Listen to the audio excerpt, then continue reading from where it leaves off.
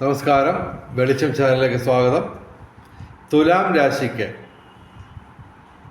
എന്ന് പറയുമ്പോൾ ചിത്തിര അവസാന 2 പാദം, ചോതി വിശാഖം ആദ്യ 3 പാദം.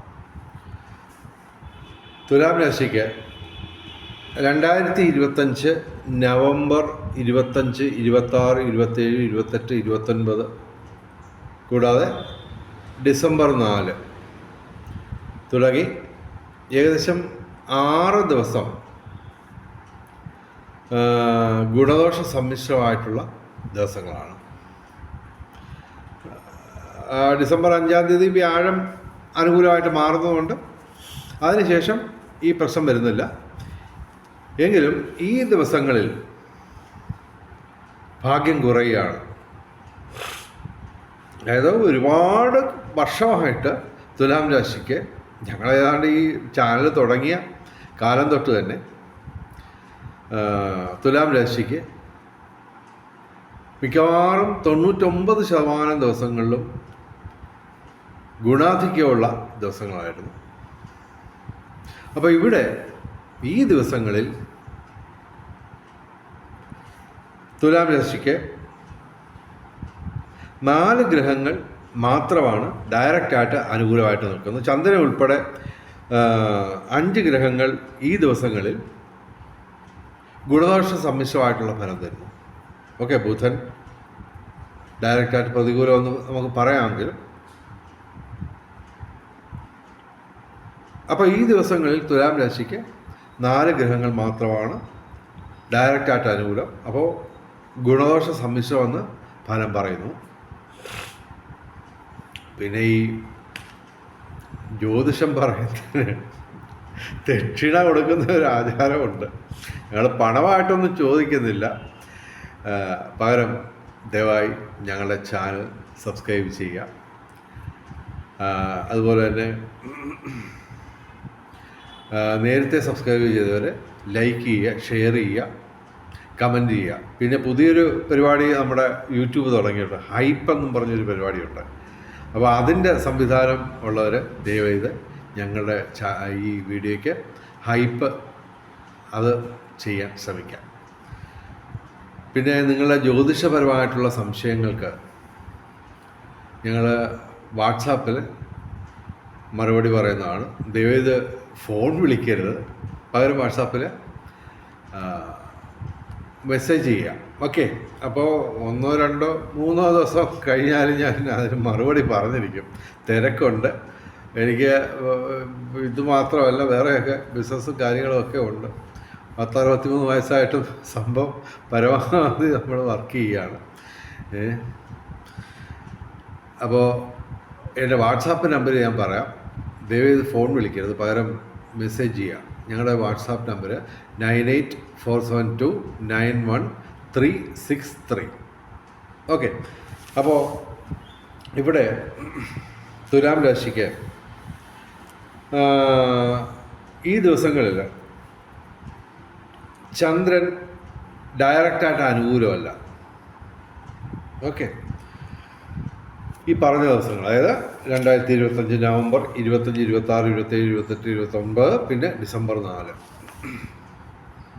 5-ാം തീയതി ആകുമ്പോഴത്തേക്ക് വ്യാഴം അനുകൂലമായിട്ട് വരുമ്പോൾ ഈ പ്രശ്നങ്ങൾ മാറും. എന്നാൽ തന്നെയും ഈ 6 ദിവസങ്ങൾ തുലാം രാശിക്ക് ഗുണാധിക്യം ഇല്ലാത്ത ദിവസങ്ങളാണ്. അതുകൂടാതെ ഇപ്പോൾ 5 ഗ്രഹങ്ങൾ ഗുണദോഷ സമ്മിശ്രം എന്നാണ് ഞാൻ പറയുന്നത്. എങ്കിലും ഇവിടെ ബുധൻ ജന്മത്തിൽ തിരിച്ചു വന്നിട്ടുണ്ട്. അപ്പോൾ അത് പ്രതികൂലമാണ്. പിന്നെ ബുധൻ ഒരു ശുഭഗ്രഹമാണ്, വലിയ പ്രശ്നമൊന്നുമില്ല. എങ്കിലും അത്യാവശ്യം നാവ് പിഴ, അതുപോലെ തന്നെ നമുക്കെല്ലാവർക്കും ബുദ്ധിയുണ്ട്. ആരും മോശക്കാരൊന്നുമില്ല, എല്ലാവരും ബുദ്ധിയുള്ളവരാണ്. ഒരു ഭിക്ഷക്കാരൻ പോലും ബുദ്ധിയുള്ളവരാണ്. പക്ഷേ സംഭവം ചില സമയത്ത് നമ്മൾ മണ്ടത്തരങ്ങൾ കാണിക്കാൻ സാധ്യതയുണ്ട് ഈ ദിവസങ്ങളിൽ. കാര്യം ബുധൻ ഡയറക്റ്റായിട്ട് പ്രതികൂലമാണ്. അത് വലിയ ദോഷമൊന്നും സംഭവിക്കില്ല. പിന്നെ നാവ് പിഴ ശ്രദ്ധിച്ചോണം. എന്തെങ്കിലും തരത്തിൽ, അതായത് നമ്മൾ വലിയ കാര്യങ്ങളൊക്കെ പറഞ്ഞിട്ടും ചിലപ്പോൾ ഒരു വാക്ക് അല്ലെങ്കിൽ ഒരു വാക്യം തെറ്റി വീഴാൻ സാധ്യതയുണ്ട്. നാവ് വീഴ ശ്രദ്ധിച്ചോണം ഈ ദിവസങ്ങളിൽ. പ്രത്യേകിച്ചും ബുധൻ ഏതാണ്ട് ഡിസംബർ 6-ാം തീയതി മറ്റോ അനുകൂലമായിട്ട് മാറുന്നുണ്ട്. അത് വേറെ വിഷയം, അത് വേറെ വീഡിയോ ചെയ്യാൻ ഞാൻ.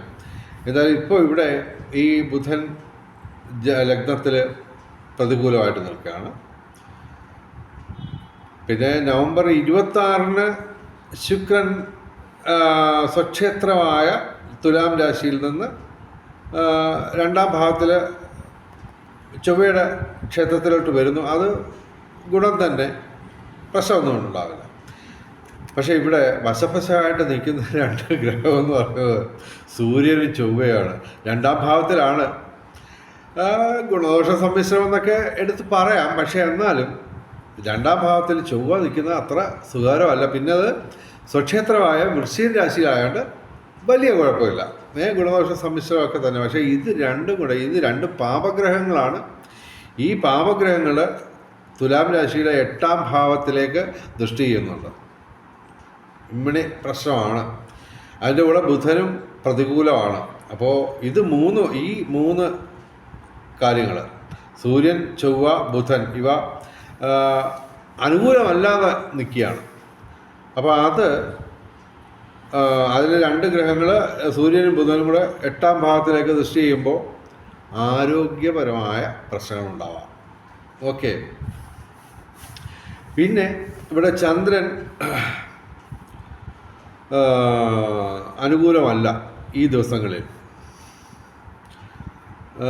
അത് ഗുണദോഷ സമ്മിശ്രമായിട്ട് ഫലം തരും. അപ്പോൾ ചന്ദ്രനും ഈ ബുധൻ ഇവിടെ ലഗ്നത്തിൽ നിൽക്കുന്നതെല്ലാം തന്നെ മാനസികമായ പിരിമുറുക്കത്തിനുള്ള സാധ്യത. പിന്നെ അതിൻ്റെ കൂടെ ഈ സൂര്യനും ചൊവ്വയും കൂടെ വശപശമായിട്ട് ഈ 8-ാം ഭാവം എന്ന് പറഞ്ഞത് ഈ ആയുസ്സുമായിട്ട് ബന്ധപ്പെട്ട ഒരു ഭാവമാണ് 8-ാം ഭാവം എന്ന് പറയുന്നത്.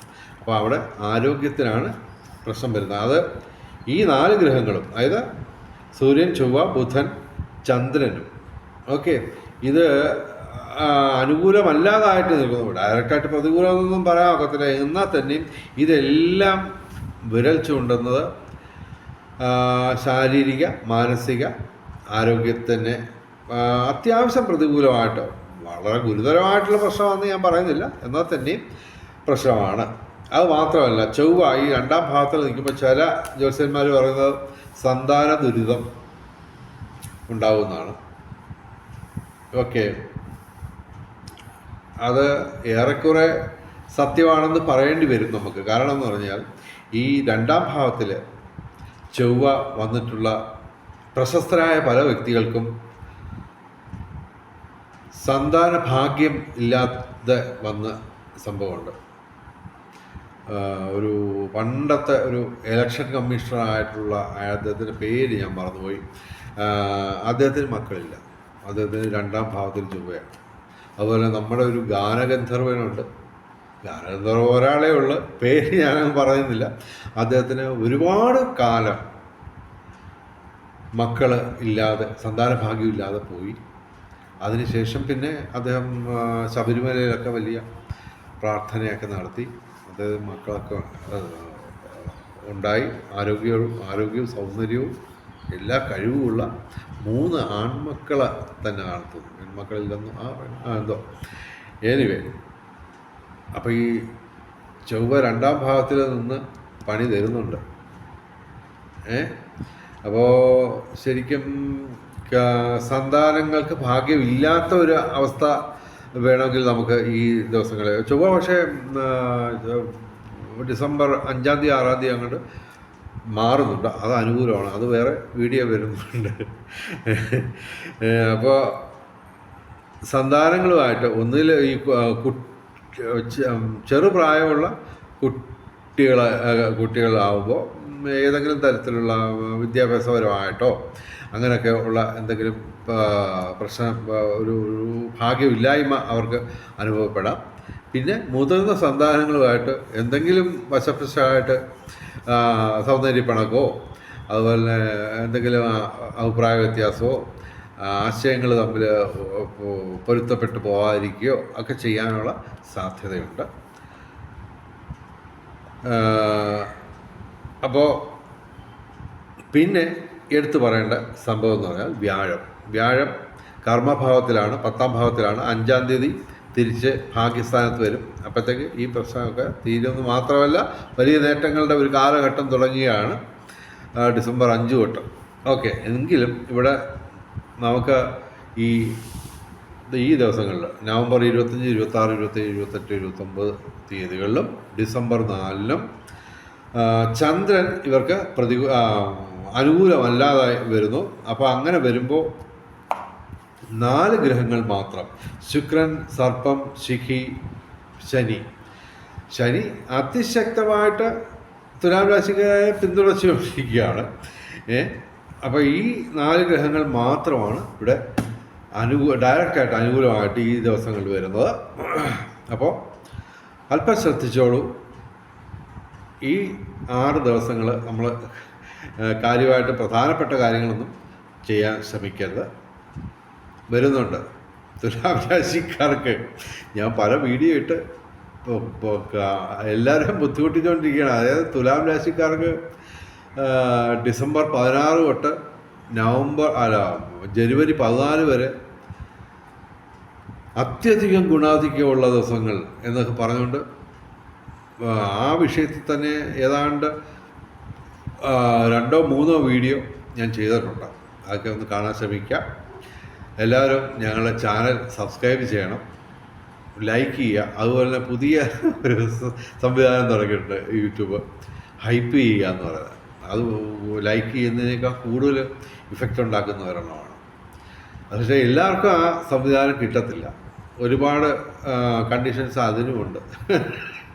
യൂട്യൂബിൻ്റെ കണ്ടീഷൻസ് പറയാണ്. നിരത്തിപ്പിടിച്ച് യൂട്യൂബേഴ്സിനെ വരിഞ്ഞു മുറുക്കിക്കൊണ്ടിരിക്കുന്ന നിയമങ്ങൾ ഒരുപാടുണ്ട്. എന്നാൽ അത്യാവശ്യമില്ലാത്ത കാര്യങ്ങളുമുണ്ട്. ഭൂരിപക്ഷവും അത്യാവശ്യമില്ലാത്ത നിയന്ത്രണങ്ങളാണ് ഇവർ ചെയ്യുന്നത്. എന്തായാലും പോട്ടെ. എന്തായാലും തുലാം രാശിക്കാരെ ഒന്ന് ശ്രദ്ധിച്ചോളൂ. വെളിച്ചം ചാനലിൻ്റെ മുഴുവൻ പ്രേക്ഷകർക്കും സർവകാര്യ വിജയം, സർവവിധ സൗഭാഗ്യം, രാജകീയ സുഖഭോഗങ്ങൾ, അപ്രതീക്ഷിത ധനലാഭങ്ങൾ, അപ്രതീക്ഷിത ധനനേട്ടങ്ങൾ ഗുരുവായൂരപ്പൻ അനുഗ്രഹിച്ചു തന്ന് എല്ലാവരുടെയും ജീവിതത്തിൽ വെളിച്ചവും ഐശ്വര്യവും സമ്പൽ സമൃദ്ധിയും വന്നു ചേരട്ടെ എന്ന് പ്രാർത്ഥിച്ചുകൊണ്ട് ഈ വീഡിയോ അവസാനിപ്പിക്കുന്നു. നമസ്കാരം, ശുഭദിനം.